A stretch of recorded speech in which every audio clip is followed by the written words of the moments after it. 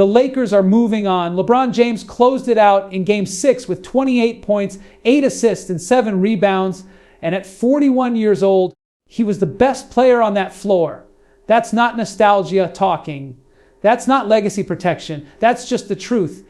The man showed up when his team needed him most, and he delivered. Now let's put this series in full context because the story here is bigger than one game.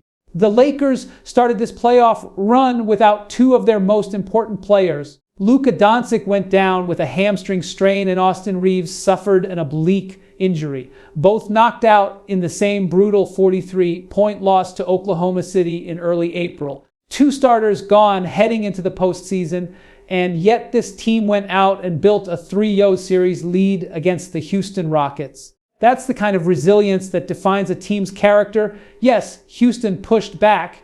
The Rockets won games 4 and 5 and forced a game 6. And for a moment it felt like the momentum had completely shifted.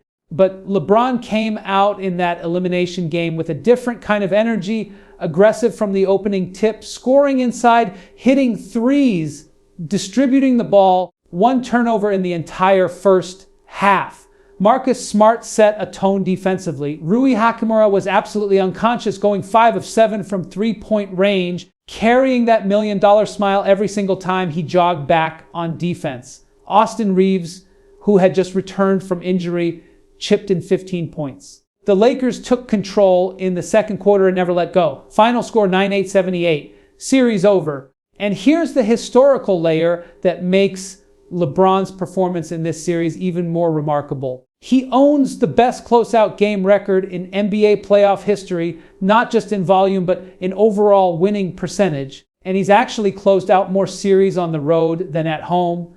So when Houston stole 2 straight games and the pressure was mounting, history said LeBron was going to find a way. He always does. Now LeBron holds more career playoff wins than 22 NBA franchises. Let that sink in. The conversation shifts immediately to what comes next, and it's a steep climb. The Lakers are heading into the second round as massive underdogs against the top-seeded Oklahoma City Thunder, the defending champions, and the two central questions hanging over everything are the same ones they've been carrying all postseason. When is Luka coming back, and can this team survive long enough for it to matter? Luka Doncic is not close to returning.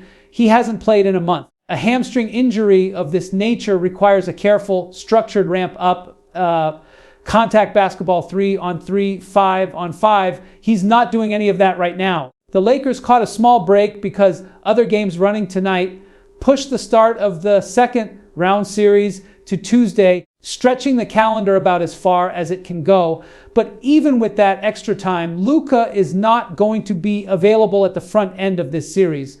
Realistically, you're looking at a minimum of another week to 10 days before there's even a conversation about his return. The Lakers will have to go to war without him, at least to start, and that is the dream scenario. Keep it close, keep it alive, give Luka enough time to get healthy and come back and change the series. Strange things have already happened in these playoffs.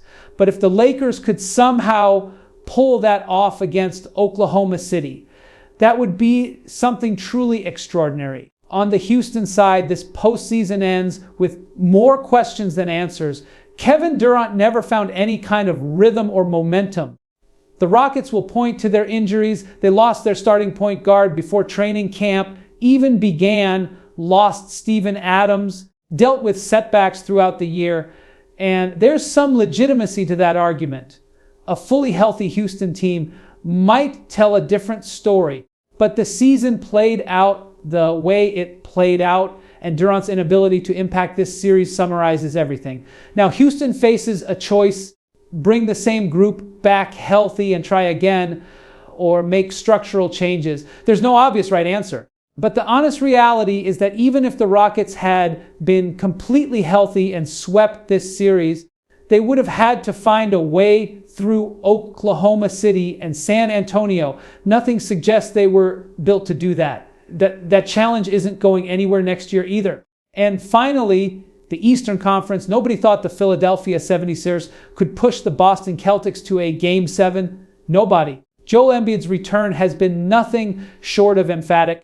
Jaylen Brown and Jason Tatum have been in this exact situation before, losing control of a series and having to respond in a winner, take all game. And they have the experience to handle it. But here's the thing about this Celtics team. They have not proven they can win when the three-pointers aren't falling. That is their identity. When the shots go in, they win, and they win by a lot. When they don't, there are serious problems. If Boston goes cold from three on Saturday night, Joel Embiid's window opens wide. That's the series. That's the game. We'll find out what happens in Game 7.